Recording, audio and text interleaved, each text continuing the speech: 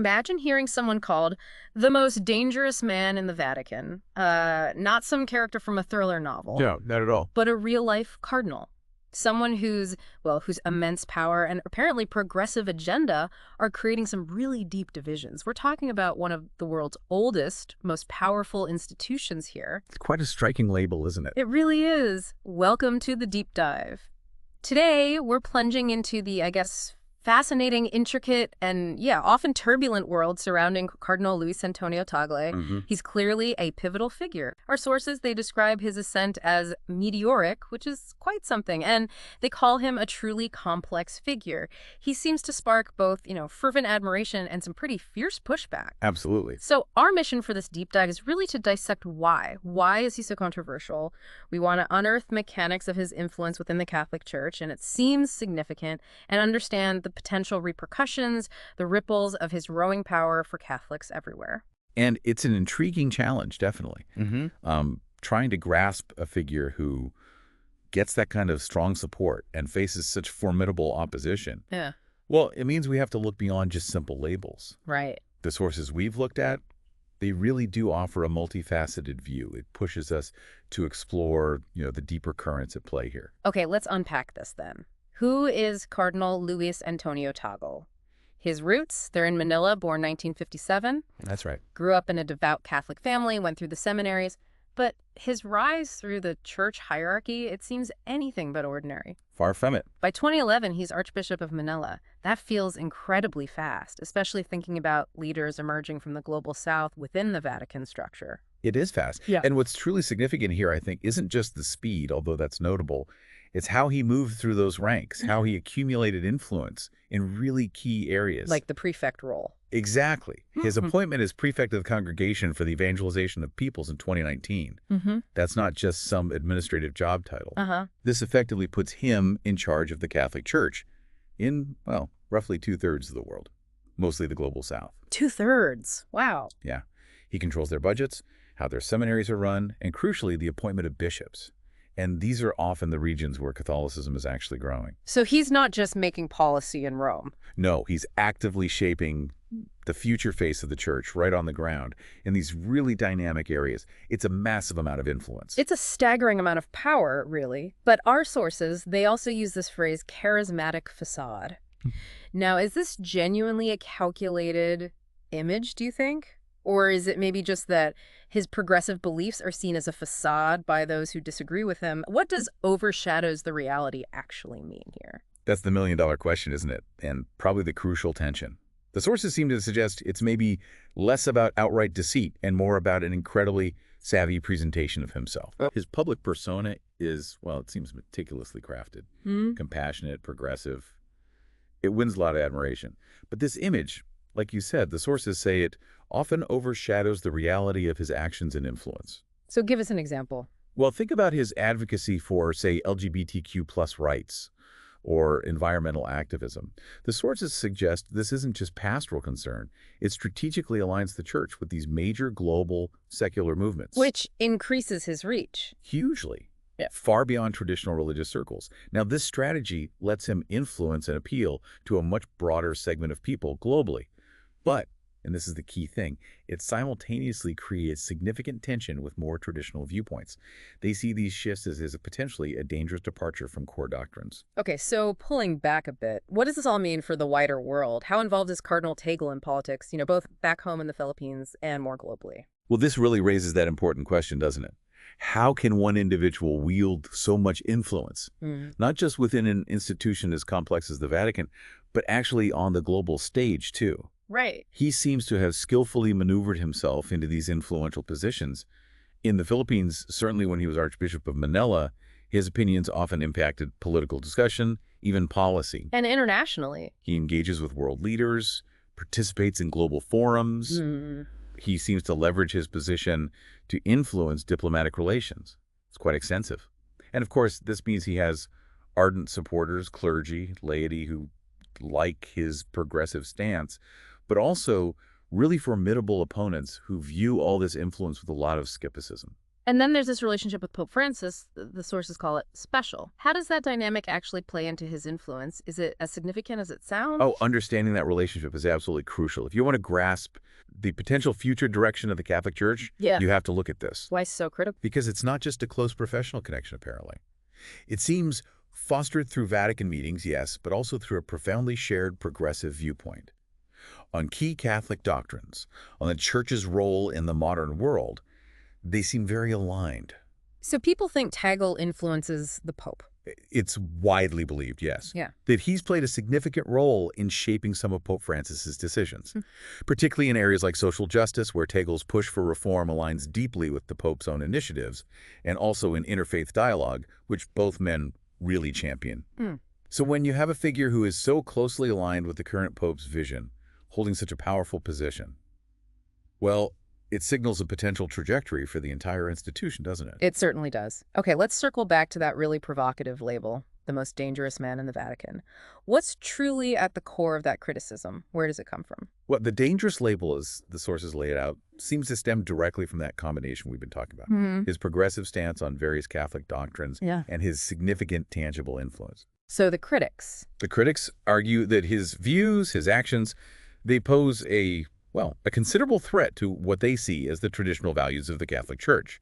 They fear a dilution, as the sources put it, of long-standing Catholic teachings. And it's fascinating how deeply rooted these concerns seem to be in actual theological debates. Like his stance on communion for the divorced and remarried.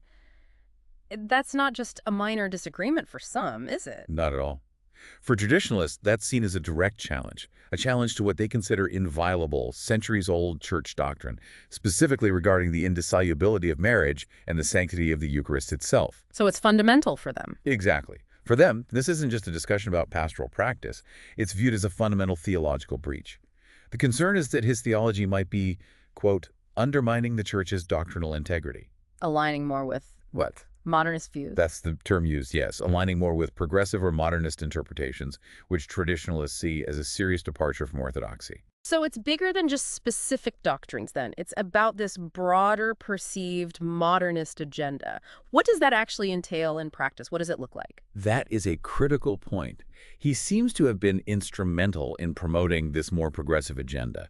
We're talking about initiatives aimed at increasing the Church's engagement with very modern societal issues. Like the environment. Yes, environmental sustainability is a big one. Reducing carbon footprint, promoting eco-friendly practices within church institutions, and also social justice, advocating strongly on issues of inequality and human rights. And the criticism is? The criticism is that these reforms, however well-intentioned, could potentially undermine traditional church structures, that they might alter the Church's fundamental identity. There's even a telling quote in the sources. Work on. The Church must be willing to adapt to the changing world while remaining true to its core teachings. But for the traditionalists, the big question hanging over that is, well, how much adaptation is too much before you lose the core? That's a really deep fault line. But the controversy around Cardinal Tagle, it doesn't just stop at theology, does it? For many, it seems to spill over into a much more, earthly realm, Vatican finances. And this adds another whole layer to the scrutiny he faces. It raises important questions about transparency surrounding his financial dealings. And what kind of concerns? Concerns have been flagged regarding potential financial improprieties and a general lack of transparency in how Vatican funds are managed, particularly in areas under his influence. Any specific decisions criticized? Some financial decisions attributed to his influence have been criticized for lacking, apparently, clear justification. This raises ethical concerns for some, and worries about potentially jeopardizing the Vatican's financial stability. There have been calls for more detailed reporting, but critics say it remains a pretty murky area. So, given all of this, the theological disputes, the financial questions, how are conservative Catholics actually reacting? Are they just sort of sitting back and watching this unfold? Oh, far from it. The sources indicate that conservative Catholics have started to organize quite actively. How so? They're forming opposition in various ways, through online forums, even physical gatherings, it seems, trying to counter what they perceive as a serious threat to traditional Catholic teachings. And their main argument is? Their core argument is essentially that the Church must remain steadfast in its traditional teachings and practices, rather than embracing these progressive reforms wholesale. They're concerned about doctrine, yes, but also about changes to church practices, even clergy conduct. Sounds like a real internal struggle. It's described as part of a fierce power struggle unfolding within the Vatican. And if we connect this back to the bigger picture, Tagle's ambitions for the papacy are described as no secret. And his close relationship with Pope Francis obviously positions him as a potential successor, which you can imagine only fuels this resistance from those who oppose his direction. Okay, so we've looked at the past, the present. Let's look forward. What is truly at stake for the Catholic Church if Cardinal Tagle's influence continues to grow? Our sources suggest the Church is really at a crossroads here. It really prompts us to consider, what does the Church genuinely stand to lose, or perhaps gain, depending on your perspective, if his influence does keep growing? Then what? Well, he could potentially leverage his position to push through really significant progressive reforms in doctrine, in practice. His increasing clout could also lead to a major realignment of the Church's stance on social political issues. Causing more tension. Immense tension, almost certainly with traditional factions. And of course, it would likely increase his influence on papal decisions, whoever is Pope, further shaping the Church's future direction. So what's really on the line here? You could break it down into a few key things. First, the Church's doctrinal integrity. Will its core teachings be maintained or fundamentally altered? Second, unity among Catholics. Will the Church hold together or fracture more deeply along these progressive and traditional lines? And third, its global influence. How would the Church's shifting stance on major social and political issues ultimately impact its standing, its voice on the world stage? These are huge stakes. it's also worth just quickly touching on how he manages all this. The sources mention a pretty sophisticated media manipulation strategy. Yes, that comes up. Actively controlling the narrative, presenting that progressive, inclusive image we talked about, and interestingly, using social media quite effectively to bypass traditional media filters. Absolutely. And part of that control, according to the sources, involves how dissenting voices are handled. Silencing critics. Well, tactics are mentioned. Things like diplomatic rebukes, marginalization, even suggestions of media blackouts. The implication is that this isn't just PR. It's about actively shaping both the internal and external perception of his agenda. And his network. His global network of influence is described as extensive, international connections across Asia, Europe, the Americas.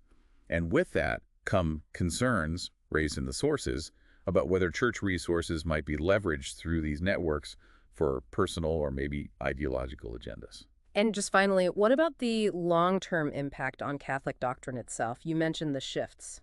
Yes, his influence there is a really pressing concern for many traditionalists. Yeah. The shift, for instance, towards greater emphasis on social justice, moving maybe from a traditional focus on charity towards advocating for systemic change, Okay. or the shift towards inclusivity, moving from very traditional views on family and gender towards a stance that's seen as more welcoming for LGBTQ plus individuals or diverse family structures. Mm-hmm. These shifts, whether you see them positively or negatively, will undeniably have lasting impacts. The core question for many being, are these evolutions or are they outright deviations from tradition? Exactly. That's the heart of the debate. Wow, okay. We've taken a really deep dive today into Cardinal Luis Antonio Tagle, a figure who, I think it's fair to say, truly embodies this profound tension between tradition and progress within the Catholic Church. He really does. From his meteoric rise and that carefully cultivated progressive image to the financial questions swirling around and these fierce internal power struggles, his influence seems undeniable. And it's clearly shaping the Church's future in some really profound ways. Which brings us, I think, to an important question for you, our listener, to maybe ponder. As the Church navigates all these complex issues, these deep divisions, how do you see that balance? The balance between modernization and preserving traditional values? Yeah. How should that play out? Yeah, that's a great question. And maybe what do you think the legacy of Cardinal Tagle will ultimately be?